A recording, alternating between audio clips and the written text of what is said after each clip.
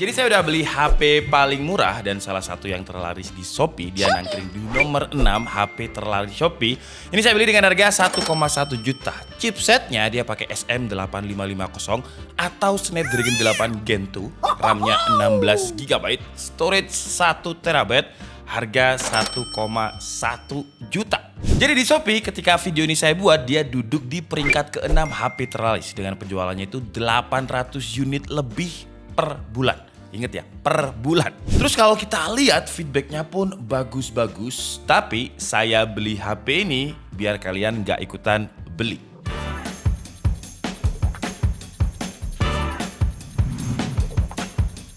Saya yakin ketika kalian lihat thumbnail ataupun intro saya tadi kayak, oh ini beneran gak sih 1,1 juta Snapdragon 8 Gen 2? Dari itu aja kayak Snapdragon 8 Gen 2 1,1 juta? Apa iya? Terlalu indah lah, terlalu indah kalau misalkan ini cuma 1,1 juta pakai Snapdragon 8 Gen 2. Makanya saya buang duit saya 1,1 juta untuk beli HP ini biar kalian gak ikutan beli. Kalau kita ketik keyword HP gitu aja ya, udah di Shopee HP gitu aja. HP halu ini banyak sekali bermunculan. Rata-rata harganya itu mulai dari 500.000 sampai sejuta dengan iming-iming RAM dan storage yang gede. Yang semuanya ini fana.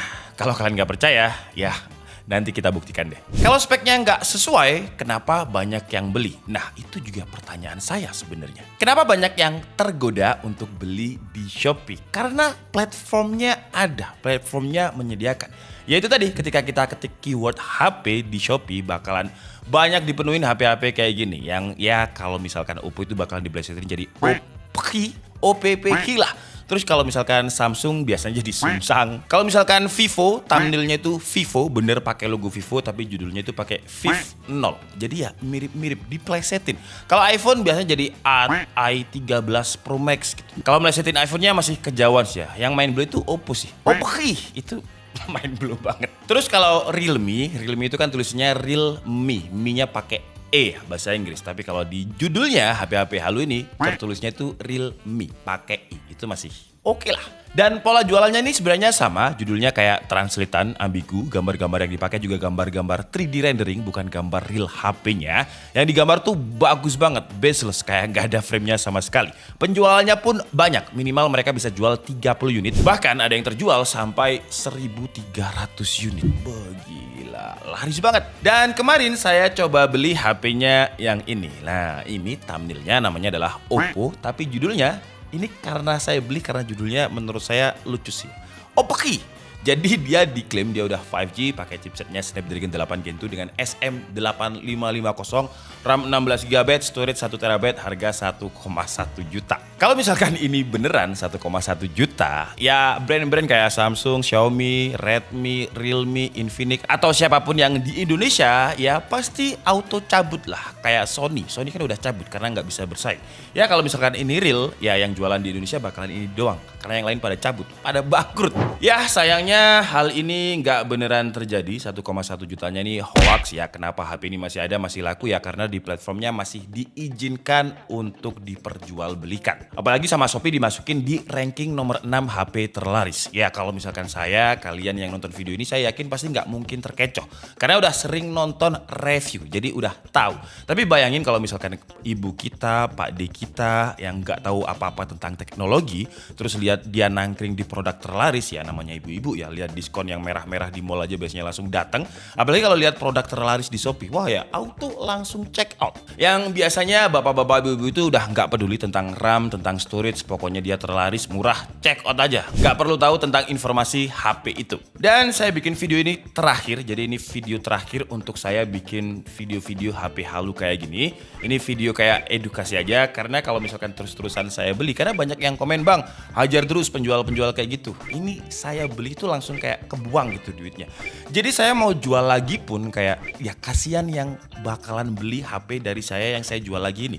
Jadi kalau misalkan saya bikin konten ini ini terus-terusan, yang bangkrut saya. Mungkin pas barangnya dateng ya kita ngerasa, wah dusnya polos aja, nggak ada merek. Oh mungkin ini yang bikin murah, biar biaya printingnya rendah, harganya murah. Pas lihat HP-nya, wah anjir, keren, mirip sama S21 Ultra.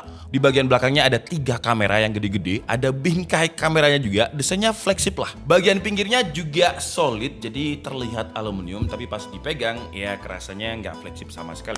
Ini plastik, ininya juga plastik, jadi ya kayak HP sejutaan kalau dipegang.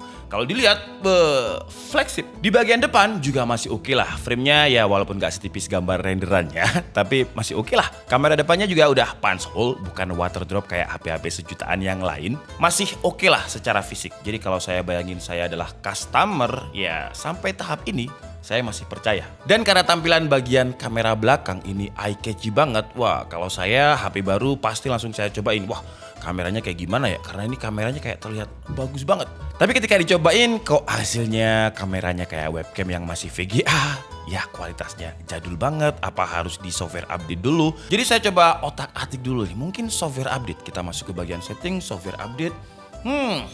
Kok tetep dan katanya Android 13 tapi kok rasanya ketika di slide ini nggak ada Android 13-13-nya. Akhirnya saya coba dulu download AIDA 64 karena ketika saya lihat channel review biasanya kan mereka itu ngeceknya pakai AIDA 64 ya untuk ngecek spesifikasi realnya. Dan di AIDA, wah ternyata bener kok Androidnya versi 13, chipsetnya pakai SM8550 atau ini adalah kode chipset buat Snapdragon 8 Gen 2. RAM-nya juga bener 16GB, storage-nya 1TB. Tapi kalau kita lihat dari OS-nya kok kayak bukan Android 13, mungkin ya saya sebagai customer yang awam mungkin ini custom OS ya, karena kan Samsung ada One UI, Infinix ada XOS, terus Xiaomi juga punya MIUI, ya mungkin ini adalah custom OS dari Oppo Reno 9 Pro-nya. Jadi masih tahap ini karena udah terlanjur beli, masih denial. Akhirnya saya sebagai customer cari-cari dulu di internet Snapdragon 8 Gen 2 ini Antutunya berapa sih? Sampai akhirnya ya saya download Antutu sendiri untuk ngecek skor Antutunya. Dan udah agak aneh karena Snapdragon 8 Gen 2 itu harusnya udah bisa pakai Antutu yang 3D, yang bukan Lite. Tapi di sini disuruhnya download yang Lite. Sampai akhirnya saya tes dan hasilnya nggak bisa muncul karena Antutunya nge-freeze. Jadi hasilnya nggak muncul. Tes Antutunya aja gagal. Sampai sini ya masih denial, mungkin gangguan internet. Ya udahlah kita coba download aplikasi aja untuk dipakai. Tapi kok ketika download di Play Store ini downloadnya nggak kelar-kelar, lama banget. Satu aplikasi itu downloadnya bisa 2 jam. Kenapa ya? Dan saya yang biasanya nonton DKID yang katanya Snapdragon 8 Gen 2 chipset yang paling kenceng, jadi nggak percaya sama DKID. Ini bohong nih. Snapdragon 8 Gen 2-nya ternyata ampas. Sampai akhirnya karena penasaran saya cari-cari software yang ada di internet untuk ngecek aplikasi yang bisa ngedeteksi spesifikasi real dari HP-nya. Cobain beberapa aplikasi dan akhirnya nemu, namanya adalah RAM Truth. Ini adalah software buat cek real RAM-nya. Ternyata RAM-nya di sini cuma 2 GB. What? Nah, di sini saya udah mulai kecewa nih. So that was a f***ing lie. Cari lagi software lain dan ketemu developer check. Di sini ada yang aneh. Chipsetnya tertulis itu MediaTek Qualcomm SM8550. Apakah ada yang aneh? Ada yang aneh. Karena setahu saya nggak pernah MediaTek itu collab sama Qualcomm. MediaTek Qualcomm ya Qualcomm. Perfect. Bayangin aja prosesor ya. Di laptop aja kita nggak pernah nemuin prosesor itu Intel AMD. Nggak pernah. Jadi ya Tomo aja sampai ketawa. Terus pas scroll ke bawah dilihat kolom hardware-nya ukurannya 16 GB tapi RAM yang digunakan itu cuma 1,28 GB, sisa 613 MB aja. RAM-nya cuma 2 GB juga di developer check. Storage kebacanya ukuran 9,31 GB, dipakainya udah 7,45 GB, sisa 1,86 GB aja. Jadi storage aslinya itu nggak sampai 10 GB. Di iklaninya 1 tera. Wah, berapa persen tuh turunnya? Dari sini saya sebagai customer akhirnya marah-marah. Wah, penjual antit. Saya sensor sendiri. Akhirnya bintang 5 yang saya kasih saya rubah ke bintang 1. Saya kata-katain karena saya jengkel. Itu tadi adalah bayangan saya kalau misalkan saya jadi customer yang awam. Jadi buat Anda semuanya yang kepikiran untuk beli HP Oppo Reno 9 ini, ya kalau bisa saya saranin sih ya jangan beli. Tapi kalau misalkan masih ngotot ya nggak apa-apa sih, toh ya uang Anda sendiri. Tapi kalau bisa ya jangan. Tapi kalau misalkan udah terlanjur beli gimana bang? Daripada kita cuman ngasih rating bintang 1, kita tetap rugi. Ada caranya sebenarnya. Jadi kita debat dia pakai data. Kita komplit. Rencananya sebenarnya HP ini pengen saya bongkar, ini realnya seperti apa sih di bagian dalamnya. Tapi saya punya ide yang menurut saya unik. Jadi saya bakalan retur atau kembalikan HP-nya ke penjualnya. Dan saya debat sehat aja lah. Jadi data-datanya yang dari software-software yang udah saya cek ini saya kirimkan ke dia. Wow, ini nggak real spesifikasinya. Saya minta duit saya balik. Nanti rencananya bakalan kayak gitu. Tapi untuk update-nya, debat sehatnya kayak gimana, kalian follow aja di Instagramnya DKID di DKID Media, karena bakalan saya upload di situlah untuk proses pengembalian dana saya yang udah beli HP Oppo ini. Jadi intinya buat penonton setia DKID atau yang nggak sengaja mampir ke sini, uang 1,1 juta itu bukan uang yang sedikit, itu uang yang banyak, apalagi uang biasanya untuk entry level itu ya mohon maaf tapi biasanya kelasnya itu menengah ke bawah, yang biasanya ngumpulin uang 1 jutanya itu udah lumayan lama gitu. Jadi kalau misalkan beli HP ini ya seminggu doang pasti nggak kepake. Ada banyak kok HP 1 jutaan yang udah lebih baik dari ini, jauh lebih baik. Contohnya ada di Itel S23, Infinix pun juga ada, Redmi ada, Realme C53 kalau nggak salah yang terakhir itu juga 1 jutaan. Ada banyak banget kalau HP entry level 1 jutaan yang jauh lebih baik. Tecnospark 10 Pro NFC juga 1 jutaan. Selisihnya ya nggak banyak, cuman ratusan ribu dari HP halu ini. Dan buat Shopee sekali lagi pesan saya, ini adalah video saya terakhir bikin kayak gini, dan kalau misalkan ada pihak Shopee yang nonton, tolonglah untuk HP-HP KW yang Oppo jadi Oppo Q, terus iPhone jadi i13 Pro Max, terus Realme pakai E berubah jadi E, Samsung jadi Sumsang, itu kalau bisa di Shopee ditiadakan aja lah. Ya saya tahu sih Shopee dari setiap penjualan kita itu juga dapat prosentase. Kalau saya riset sekarang untuk Star dan Star Seller Plus itu sampai 4,7%. 4,7% memang lumayan kalau misalkan dikalikan dengan beberapa transaksi. Tapi apalah artinya 4,7% kalau misalkan customernya nggak puas. Kalau misalkan customer nggak puas, jadinya customer bakalan berpaling ke e-commerce yang lain. Jadi 4,7% di awal ini ya nggak ada gunanya, karena akhirnya bakalan berbondong-bondong pindah ke e-commerce. Ini saran aja buat Shopee. Kalau didengerin ya syukur, kalau nggak ya nggak apa-apa.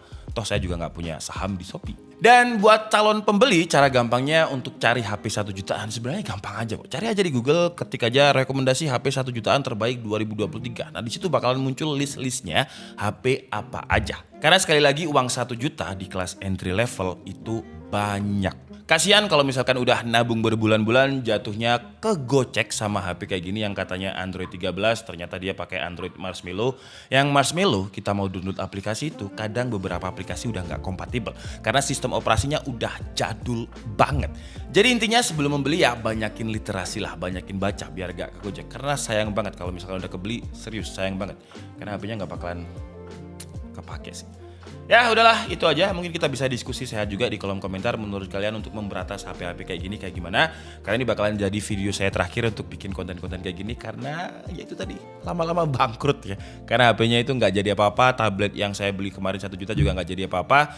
Ya kalau saya jual lagi itu kayak kasihan. Yang beli tuh pun kasihan walaupun saya jual dengan harga 300.000, gak bakalan bisa kepake. Ya kita diskusi aja sehat di kolom komentar menurut kalian untuk memberantas hal-hal kayak gini enaknya kayak gimana sih. Saya Niki Budi and see you on the next video. Bye bye.